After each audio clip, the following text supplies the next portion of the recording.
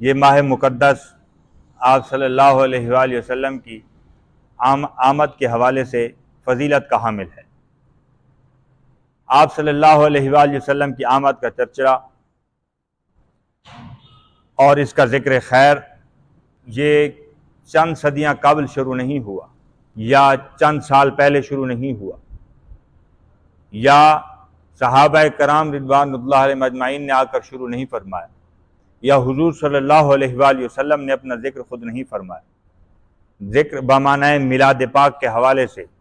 جو کچھ آج علماء کرتے ہیں، ہم لوگ کرتے ہیں، یہ ذکر کوئی نیا ذکر نہیں، بلکہ اس کی ابتدا کہاں سے ہوئی یہ لوگ جاننا چاہتے ہیں،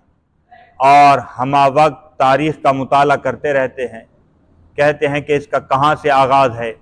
کیا صحابہ کرام نے کیا، آپ صلی اللہ علیہ وآلہ وسلم نے آج خود کیا، یا کرنے کا حکم عنایت فرمایا؟ تو آپ خود اندازہ لگائیے، جس کی جتنی شان، جس کا جتنا مقام، جس کا جتنا مرتبہ، اس نے اپنی شان کے لائق آپ صلی اللہ علیہ وآلہ وسلم کے ذکر کو یوں بیان فرمایا۔ اب اس کے میں چند حوالے دیتا ہوں۔ حضرت جابر رضی اللہ تعالی عنہ ایک مرتبہ سوال کرتے ہیں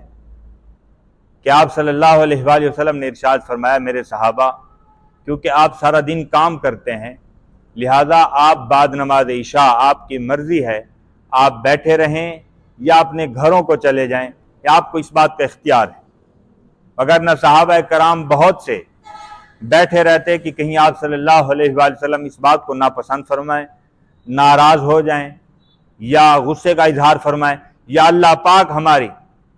ہماری ذات کے ساتھ ناراض ہو جائے اور کوئی آیت، کوئی حکم نازل نہ فرما دے۔ اس لیے صحابہ کرام آپ صلی اللہ علیہ وسلم کی خدمت میں حاضر رہتے۔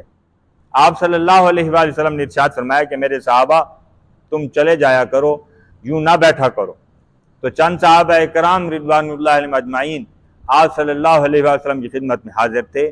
بہت سے اصحاب نماز عشاء پڑھ کر چلے گئے۔ آپ صلی اللہ علیہ وآلہ وسلم مصلی پر جلوہ گر ہیں۔ حضرت جابر رضی اللہ تعالی عنہ نے سوال کیا،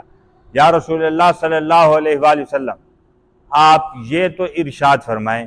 خالق کائنات جل جلالہ عما نوالہ نے آپ کو کب بنایا؟ آپ کب سے نبی ہیں؟ یہ بھی ارشاد احادیث کی کتب میں آیا کہ آپ صلی اللہ علیہ وآلہ وسلم سے سوال ہوا کہ یا رسول اللہ، آپ یہ بتائیں، متی وجبت لک النبوہ، خالق کائنات نے آپ کو نبوت کب عطا فرمائی؟ آپ صلی اللہ علیہ وآلہ وسلم وہ جواب ارشاد فرماتے کہ جو سب لوگ جانتے ہیں، نہ ارشاد فرماتے کیا اے جابر تم نے دیکھا تو ہے، میری پیدائش فلاں دن ہوئی، فلاں کے گھر ہوئی، فلاں کے بطن سے ہوئی، اور میں نے اعلان نبوت 40 سال کی عمر میں کیا۔ ان میں سے کوئی بھی بات آپ صلی اللہ علیہ وسلم نے نہیں ارشاد فرمائی، بلکہ وہ جواب ارشاد فرمایا جو خالق کائنات نے انہیں عطا فرمایا، اور انہی کے سامنے انہیں خالق کائنات نے جو مقام عنایت فرمایا اسی بات کو بیان فرمایا۔ آپ صلی اللہ علیہ وسلم ارشاد فرماتے ہیں کہ خالق کائنات جل جلالہ عما نوالہ نے مجھے تب نبوت عطا کی جب حضرت آدم علیہ السلام کے جسم پاک میں ابھی روح داخل نہیں ہوئی تھی۔ میں مصطفیٰ مسند رسالت پر جلوہ گر ہو کر خاتم النبیین کا تاج پہن کر وہاں پر اپنی شان کے لائق جلوہ گر تھا۔ یہ میرے اور آپ کے محبوب صلی اللہ علیہ وسلم کی شان، ان کی جتنی شان کو بیان کیا جائے کم۔ میں نے یہ بات عرض کی کہ آپ صلی اللہ علیہ وسلم کی شان کو ہر ایک نے اپنی اپنی شان کے مطابق، اپنے اپنے علم کے مطابق بیان فرمایا۔ آپ اور میلاد پاک کو ہر ایک ذات نے اپنی اپنے شان، اپنی اپنی دستور، اپنے اپنے مقام کے مطابق منایا۔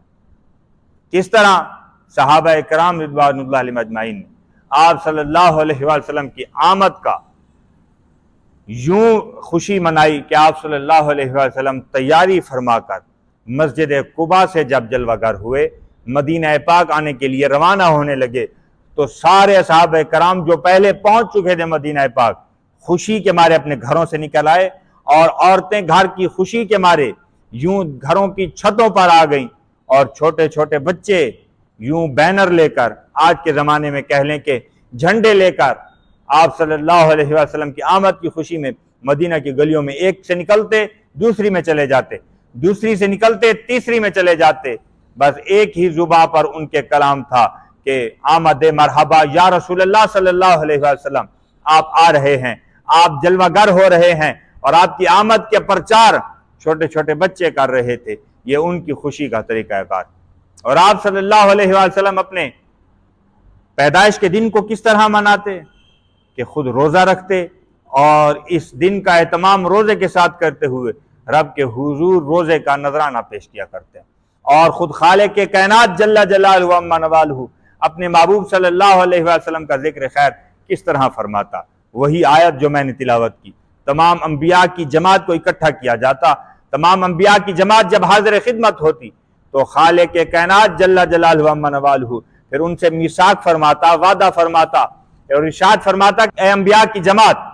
تم سے ایک وعدہ لینا ہے۔ تو وہ عرض کرتے کہ مالک ہم حاضر ہیں۔ خالق کائنات ارشاد فرماتا اگر تم مجھ سے وعدہ کرتے ہو تو میں تمہیں کتاب بھی عنایت کرتا ہوں، تمہیں حکمت بھی عنایت کرتا ہوں، تمہیں دانائی بھی عطا کرتا ہوں، اور تمہیں امتیں بھی عطا کرتا ہوں۔ اور معاملہ یہ ہے کہ تم جب میرا محبوب تمہارے نبوت کے دوران جلوہ گر ہو جائے تو اپنی امت کو اعلان کرنا کہ اب اپنا کلمہ چھوڑ دو، اب اپنی بات کو چھوڑ دو، اور آپ اپنی تبلیغ کو چھوڑ دو، اب ہمارے پیچھے چلنا چھوڑو۔ یہ محبوب جلوہ گر ہو چکے، اب ان کی اتباع بھی کرو، ان کا کلمہ بھی پڑھو، اور ان کے ہم نوا بھی بن جاؤ۔ تو خالق کائنات جل جلالہ و عما نوالہ کا محبوب کا ذکر خیر کرنے کا انداز اپنا،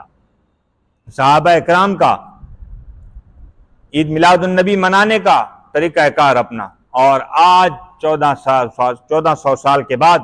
علماء اہل سنت کا طریقہ انبیاء کے لیے اپنا، اب انبیاء کے آمد کے لیے اپنا، اور آج کے بہت سے علماء کرام حضرت عیسیٰ علیہ السلام کا یوم ولادت بھی مناتے، اور جس کا ذکر قرآن مجید میں آیا۔ تو کیوں نہ ہم امتی محمدی صلی اللہ علیہ وسلم کے ہونے کے حوالے سے ہمیں بھی چاہیے کہ ہم آپ صلی اللہ علیہ وسلم کی آمد کا تذکرہ اور ان کا یوں ذکر خیر اپنی حیثیت کے مطابق منایا کریں اور ان کا ذکر خیر کیا کریں۔ خالق کائنات جل جلالہ و عما نوالہ اپنے کرم سے، اپنے فضل سے